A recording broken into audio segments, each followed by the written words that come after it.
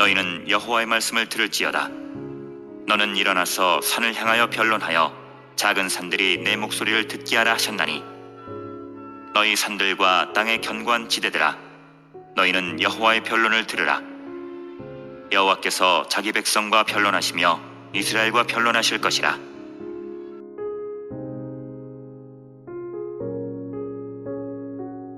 하나님께서 선민을 향하여 상호 변론을 요구하시며 온 세상을 향하여 경청할 것을 촉구하는 내용을 다루고 있습니다.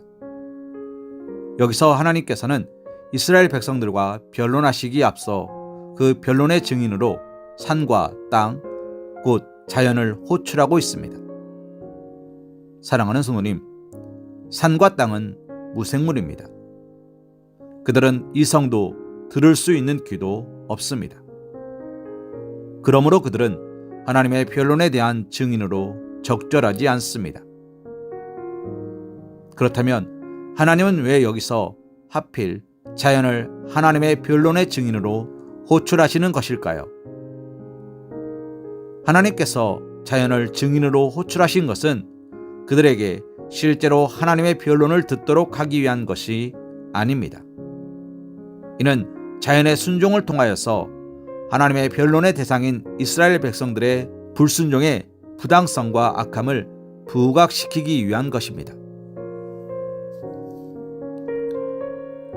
자연은 이성이나 들을 귀를 가지고 있지 않습니다. 그럼에도 창조주 하나님의 명령과 뜻을 감지하며 하나님께서 그들에게 부여하신 법과 질서에 순응하고 있습니다. 자연 만물은 창조 이래로 하나님께서 그들에게 부여하신 법, 곧 창조의 원리에 어긋나게 행한 예가 단 한 번도 없었습니다. 그만큼 그들은 하나님의 창조의 원리에 절대 순종하고 있는 것입니다. 그에 비하여 하나님의 백성이라 자부하는 이스라엘 백성들은 어떠하였습니까? 그들은 이성이 있고 들을 귀가 있는 자들이었습니다. 더욱이 그들은 하나님으로부터 율법의 말씀을 받았습니다. 또 그들은 하나님께서 그들로 하여금 하나님의 말씀에 합당한 삶을 살도록 세우신 무수한 선지자에 의하여 지속적으로 하나님의 은혜의 말씀을 들었습니다. 그럼에도 구약 선민들은 하나님의 법에 불순종하였습니다. 이러한 이들의 불순종은 하나님께서 그들을 애굽에서 속량하여 내신 이래로 계속되었습니다. 이성이 있으나 이성 없는 짐승과 같이 행동하였고, 귀가 있으나 귀가 없는 자인 것처럼 행동하였습니다. 민족의 형성기라 할 역사 초기에는 그래도 순종하는 듯 보였으나 분열왕국 말기에 이르러서는 아예 귀를 닫아버리고 말았습니다.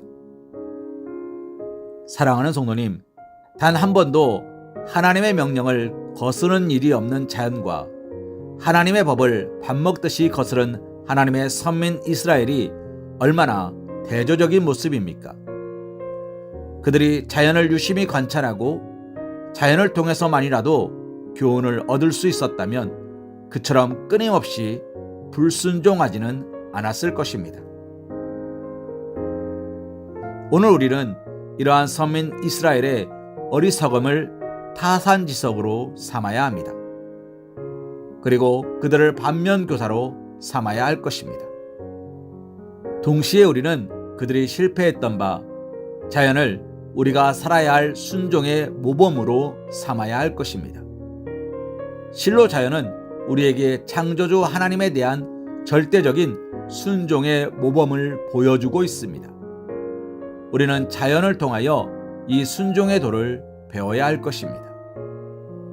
자연은 하나님께서 인간에게 순종의 도를 가르치시는 가장 큰 교과서인 것입니다.